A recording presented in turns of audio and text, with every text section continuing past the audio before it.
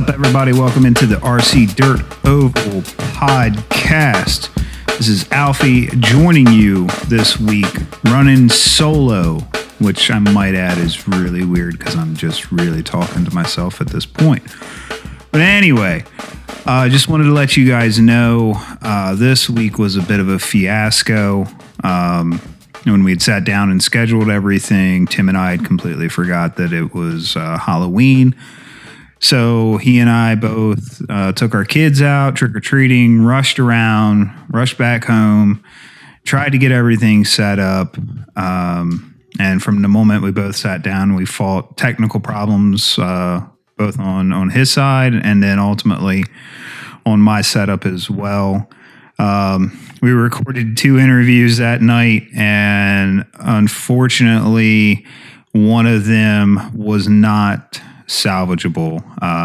I just had computer problems on my end, and the file just got corrupted to the point that I couldn't bring it back. So I must apologize. I've already talked to the guest, and we're going to reschedule it. And they were just fantastic about the whole process. So, you know, that's unfortunately just the way this stuff goes sometimes.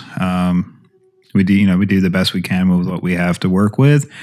So, saying all that, I am titling this episode "Did Not Qualify" because it just ended up bad. Really didn't have a lot of chit chat this week, a lot to catch up on. Just Tim got rained out. I get to race this coming Thursday. There was one thing that we touched on in the podcast that is kind of time sensitive. So I just wanted to address it here real quick. And I'll probably be much more polite than I was when we recorded it because there's something going on that's just it's highly frustrating to me, and I think it's silliness at its best. And that's the deal with AKA and the spec tire and the unavailability of it. And I hope this gets to whoever is ultimately either with AKA that can help the production aspect, or the tracks that are choosing to use AKA products as a spec tire. It's when I can't go to the major retailers and order the tires in a decent manner, and it's not just now because we're 8 or 9 weeks from the Chili Bowl. It's been all season that there's been an availability issue, and I think it's high time that we accept the fact AKA can't meet the demand when Tower and A-Main are on back order, and basically whatever, if you ordered now, you might get it in as back order because they probably have a limited amount being shipped for their back order status. Yes, I know before I get messages, there are smaller stores that have them available. Ultimately, I am going to have to order through one of them. I know Bodies by Ed has some. I've seen another hobby shop or two mention that they have them in stock, but we shouldn't have a tire that you have to go down, every hobby shop that, has an online store searching for them. It should not be that hard. It's I don't know why we're stuck on it, but it's time to move on. I did want to spotlight 2 things real quick before we get into our interview. For those of you that don't know, Adams Creek RC Dirt Oval in Broken Arrow, Oklahoma.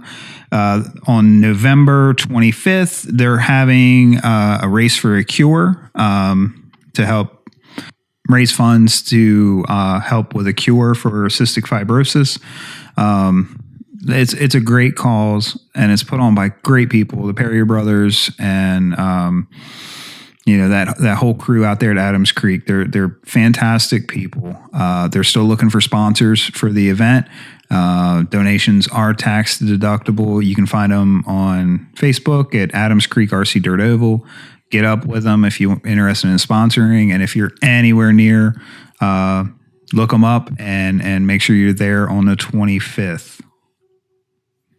The other thing I wanted to spotlight real quick is another track that I think if you're not familiar with it already, you really should check them out. They're doing some things slightly different, and months ago they kind of made the off-road news circuit because they decided to switch their track over from off-road over to dirt oval, and that track is Club RC 24/7.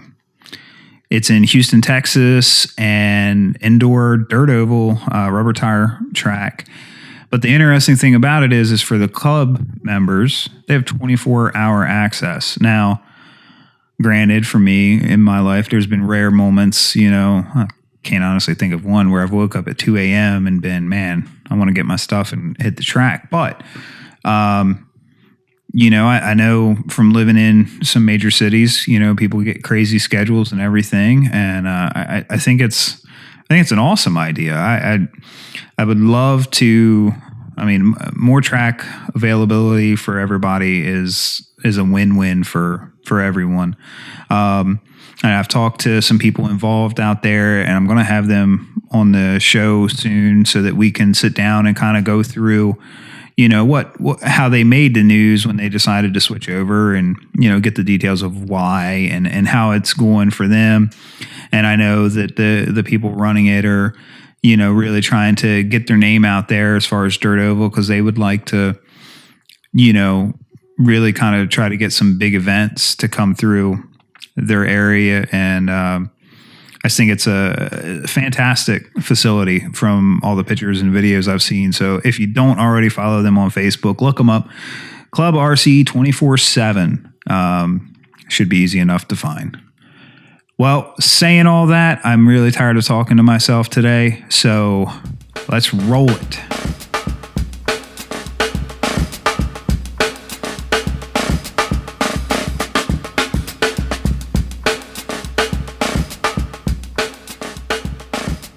Welcome back, everybody. We are joined tonight in our virtual studio with Matt Bridges of Punched RC.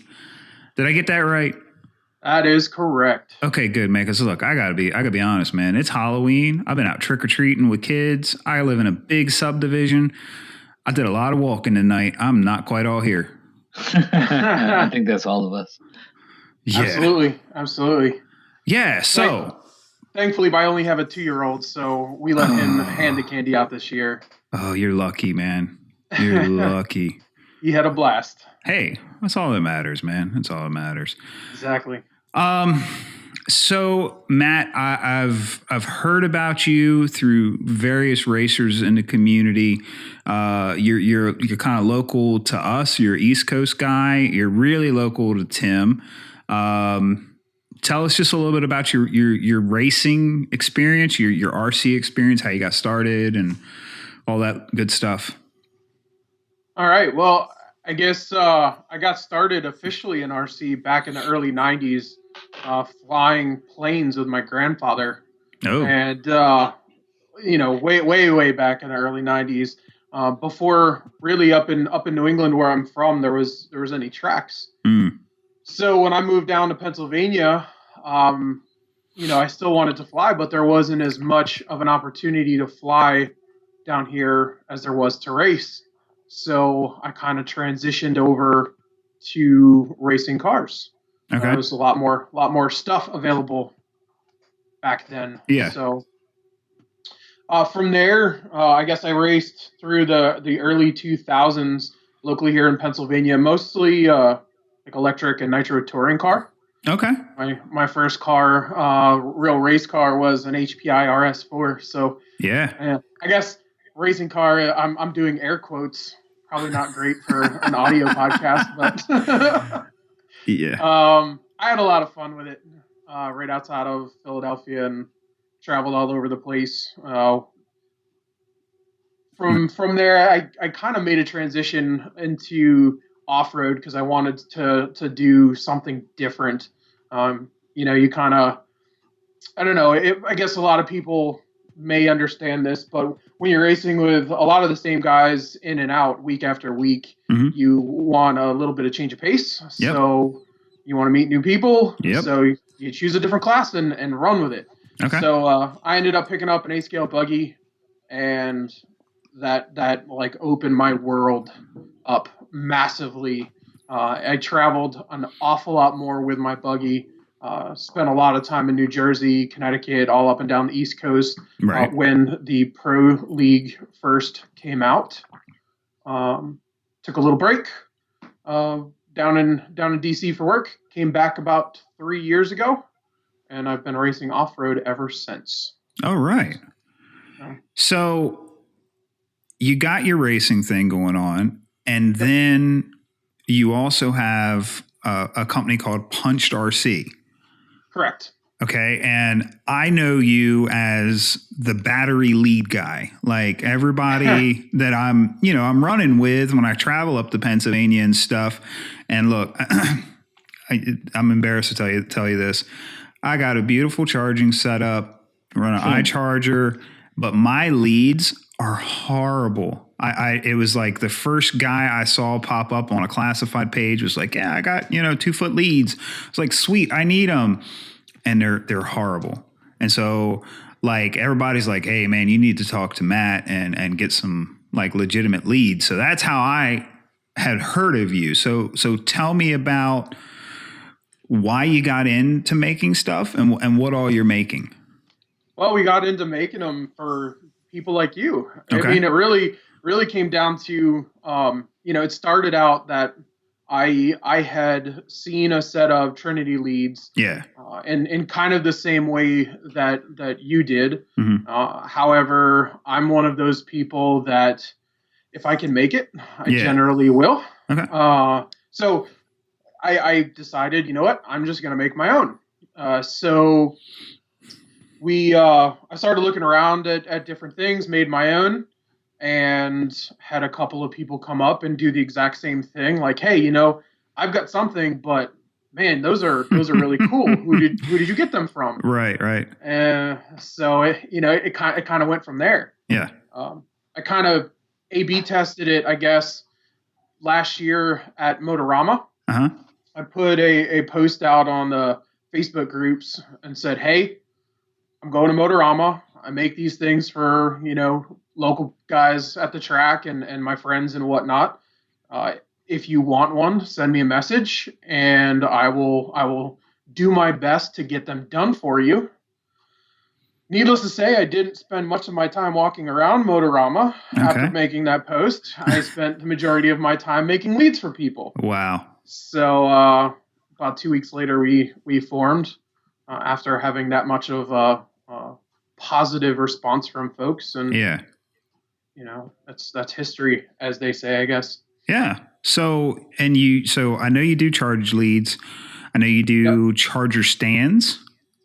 Yep. Yeah, we have a whole series of products that we're kind of working on. Okay. Mostly, everything starts as either I have seen something or I decide there's something that I would like to have and I decide to go and make it. Right. Or I've seen something that is, super expensive or really hard to get. Yeah. And I find a way to get it cheaper and faster so that, other racers can afford it and get them, locally, and rather than having to wait or spend a really exorbitant amount of money.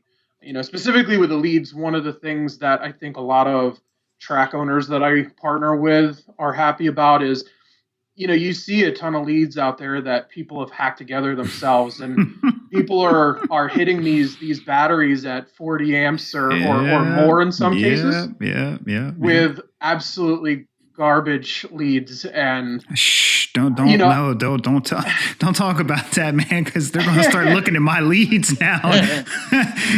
You can only charge at 5 amps, buddy. So slow it down.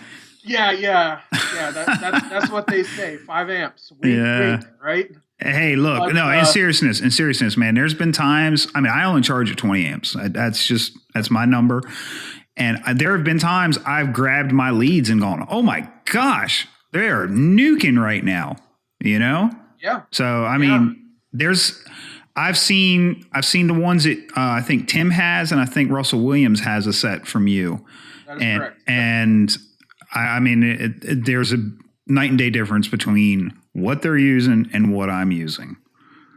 Yeah, and I spend a lot of time, sourcing the best, components that I possibly can find. While still being able to keep, the costs to the consumer as reasonable as I possibly can. Right. And really, I haven't been able to find anything better than what I'm using. Okay. So it's been great. There isn't anything better than what you have. So there you go.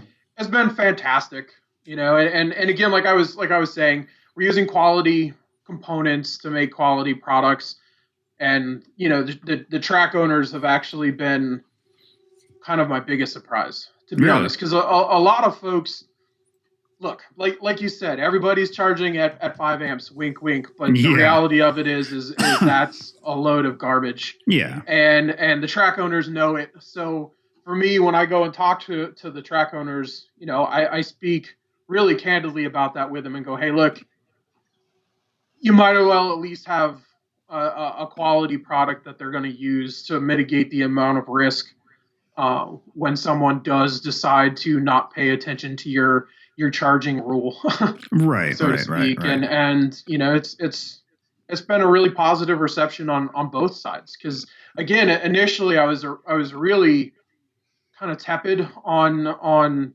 talking to the track owners and trying to get the products in the shop, specifically because they're so hesitant about the way that racers are charging their batteries. Yeah. From a safety standpoint. So I was kind of surprised when I got the positive reception that, hey, we're accepting the fact that this is probably going on, so we might as well do the best that we can to mitigate our own risk. Yeah, yeah. So speaking of the risk of charging, I've also heard through the grapevine that you're a knowledgeable person when it comes to charging. So yes, to an extent that I can get myself in enough trouble and have a lot of fun with a fast car. Okay, so let's say you're not charging at a track where you have to charge at 5 amps. If you were charging at home, where it's your own risk, what do you charge at? What do you find to be a good balance? If I'm just charging at home, or if I'm practicing, or even if I'm just club racing, I typically stick to 20 and 30 amps, and leave it at that. Right. If I'm at a trophy race, or a larger race, then that kind of goes out the door. Okay. Because bottom line, you need. I do a lot of stock racing. Yep. I'm an off-road guy. I was saying I've got a small amount of experience currently in oval, but we're looking to change that in 2018. Russell and Tim, I've talked to both of those guys a lot, and we've got a couple things in place to get me out a little bit more in oval, but you need everything that you possibly can get in stock racing. Oh, no doubt. To be able to keep up. Yep. And that means hitting things at 40 amps. And I know I've listened to all of your shows. You guys have a fantastic podcast, and I'm glad to see some East Coast guys kind of taking the grasp of the scene out here. It's fantastic. And some of the conversations that you guys have had with the charging, you talk about the charging side and the discharging side, and that's kind of an area that a lot of folks have questions or don't quite understand what's going on, during that cycle or that process. So what we've found, and this is both through our own experience and talking to some battery manufacturers and just kind of just getting into the nitty gritty of the batteries themselves, people will charge at 40 amps and say that that's good enough. And the reality of it is the charging is not anywhere near as impactful on the bottom line of what that battery is going to give the racer for power as the discharge side of the cycle is going to be. Right. It's actually all about heat. Right. And you're discharging and building heat up in the cell a lot faster on the discharge side of the cycle than on the charge side. So a lot of the guys on the off-road side, it's kind of a shtick of who can cycle their packs perfectly. Okay. Meaning who can discharge them down, build that heat up in the cell. You charge them at a high enough amperage to keep that temperature warmer, lower the internal resistance of the packs themselves, and then immediately be able to drop them down on the track and go. Yeah. Because as soon as they start to cool off, that internal resistance creeps back up, and you lose any benefit that you've gotten from really destroying your packs. Sure. So I guess to kind of come back to your question, for me, just club racing, I'm 20 and 20, but when I'm pushing, you hear guys hitting at 70, 60, 50, really crazy numbers. Mm-hmm. I don't ever go above 40 on my cycle. Now I'll cycle at 40 amps on a discharge, but then I'll only charge at 20 or 30. Gotcha. The 20 or 30 amp charge is enough for me, anyways, that I've noticed with the packs that I use, which are the ProTech graphene packs. Yep. That the temperatures stay up and my internal resistance stays super low. And then I just work the timing that, okay, I've got, X amount of time before my next race. I actually put all of my packs after every single run. I put them in a storage cycle so I know exactly where they're going to be, so that I hit my cycle button and it takes 18 and a half minutes from that storage setting to go all the way down and all the way back up. So I time, when I need to drop my car on the track, hit that start button, and go. Dang. Okay. Yeah. Now, I've been to races recently where guys are using, heater bags. Mm-hmm. What is your thought on, trying to heat the internals up with a bag versus actually heating them up, exciting what's inside of it with a charger? It's really affecting effectively the same thing. Okay. When you're heating with a bag, you're lowering that internal resistance in much of the same way, which means that you don't need to necessarily do a higher amperage discharge and charge. So right. I think, and I have no appreciable experience doing this myself because I don't heat bag any of my packs. I just cycle. Right. But I've seen people get effectively the same resistance drop on their iCharger that I get with mine using a heat bag and then doing a 20 amp cycle. So they don't have to quite do the same thing. Right. As far as longevity, does that increase the lifespan versus a cycle on the charger? I don't know if it would or not, but it's effectively doing the same thing as far as the chemistry of what that pack is going to do. Okay. So what's your ideal internal resistance number? Now I know that varies charger to charger and everything else, but at what point in time do you go, okay, this pack's no good anymore? So I don't actually shoot for a specific resistance number as a whole on the pack. Okay. When I start to go, okay, this pack is junk and it's time to get a new one, I actually start looking at when there's a resistance gap between each cell in the pack. Right. And the reasoning for that is because that's going to show up a lot faster than just the overall resistance is going to change of the pack.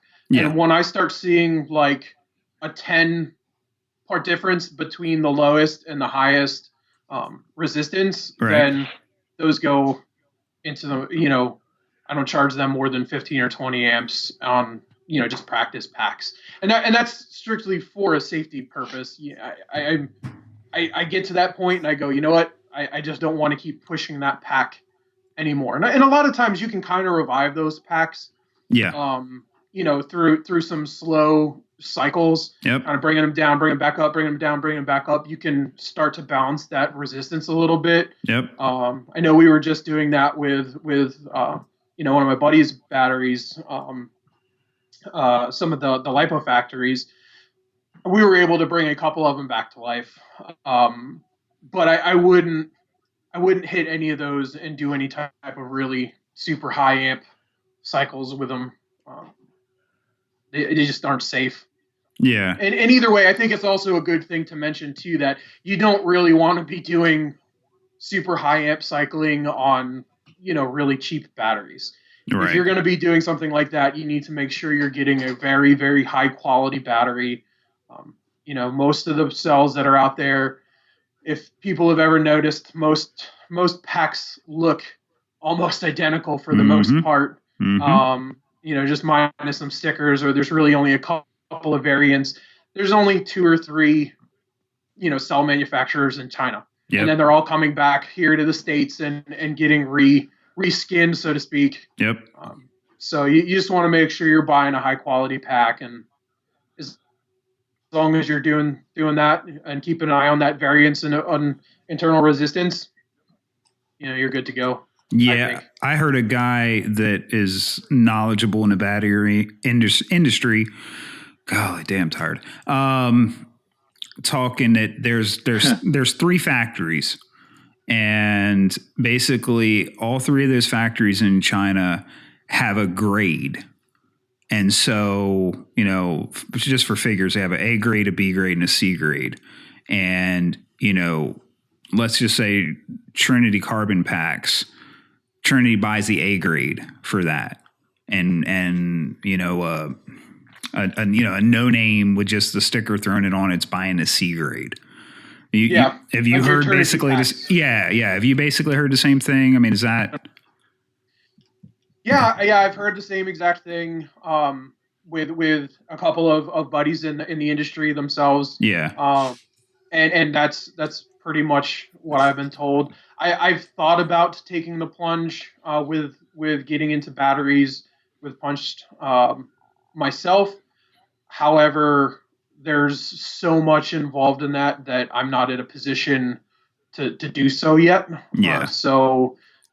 There's enough manufacturers as well out there, or I shouldn't say manufacturers. There's enough distributors out there with Right. quality products that are affordable. And it's actually interesting, the whole A through C rating that you bring up, because there's some packs out there that technically would be like a C rating that end up doing fairly well, surprisingly enough. Yeah. I've got two packs of some Turnigy packs, just little shorties that I think I dropped $25 on just for play when I first got back into it. Mm-hmm. And I've had them for almost 3 years now, and they do as good or better than some of the packs that my friends that don't have, the full charge setup to be able to do some cycling will bring to me. Right. I've had a couple of Orion packs specifically that no matter what, I've tried cycling them at 15 amps, and the temperatures just get so hot I pull them off the charger and go, yep, nope, we're not. You're just going to stick with 1C charge rates and don't even try. Yeah. And Orion's a very, very reputable company. Oh yeah. Yeah. But these Turnigy packs, I've hit them at 30 amps, and they get nice and warm and don't get ridiculous, and they perform great, and it's 3 years later. Yeah. I've got high-end Phantoms, I've got high-end Trinities, I've got, budget SMCs, and I'll get an SMC that has just got ton of punch, and I've got some of those same line of SMCs that just feel weak, Yep. It's the nature of it, man. Even batch to batch. Yeah. Changed Yeah. within Yeah. the same grading system, where just the resistances will be off, 30% cell to cell, and that pack, is just not going to perform the same way over the extent of its entire lifespan when those resistances are more closely matched.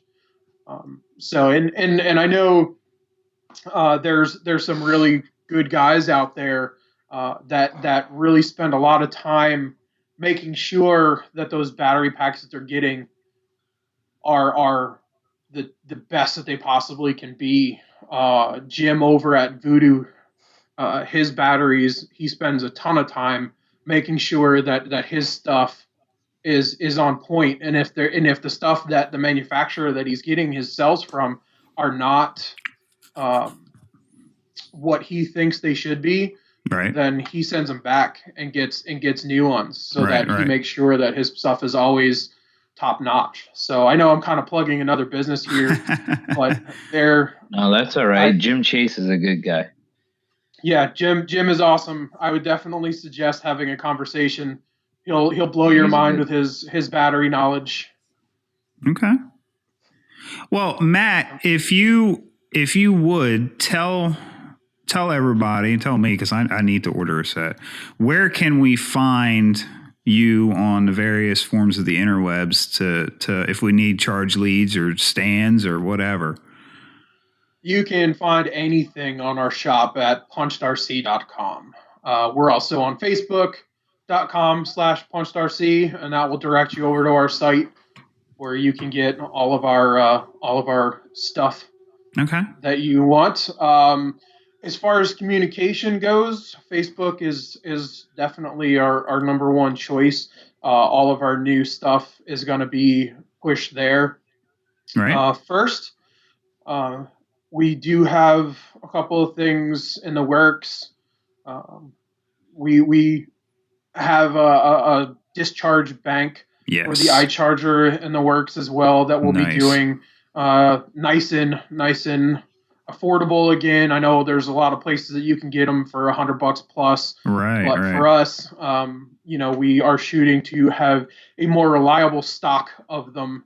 And, we're looking at being in the $55 to $60 range. Oh, very cool. Which is going to be awesome. We also are going to be doing a couple other things, though they tend to get extremely hot. So I've got I'm working on some high temperature feet for the charge stands so that they don't start melting through everybody's pit mat. I know as it stands right now, a lot of folks that have the discharge banks, they end up sticking them on a block of wood. Yeah. Well, what's you're getting a better discharge with them, but if you're destroying stuff in the process or have to carry around extra things just to run your equipment. Yep. That's a pain. So we're looking to build on it a little bit.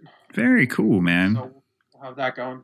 Yeah, well, I think that's the beauty of this hobby is that there's so many little niche products that guys are capable to make today with the technology that's available that 20 years ago you would have had to have a magazine or you would have had to get your Dremel out and make it yourself.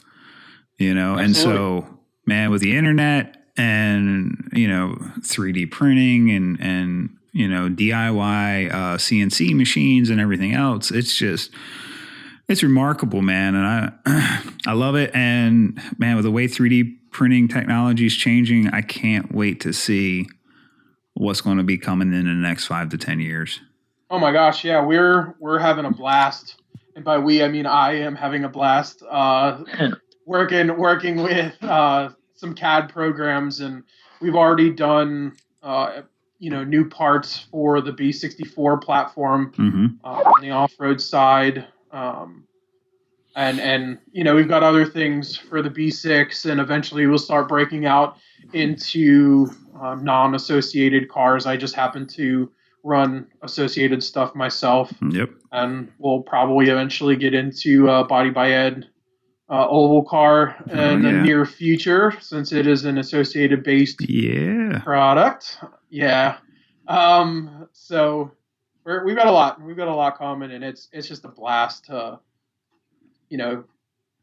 put something together and be able to print it out and take it to the track, beat on it, see how it's going to work, see where the weak parts are, go home and make a change, print a new one out and go right back out and beat on it. You know, we're not having to go anymore and send stuff out for injection molding. And it's just been a blast, you know. And once, depending on the products, there's other manufacturers out there that work with that same technology, like Shapeways, that can, you know, even take an already durable item and make it even larger. So we actually have them doing our extended bumpers for the B64 out of a nylon plastic, so that it just, I mean, I've literally taken a hammer to the new bumper, and it just will not break.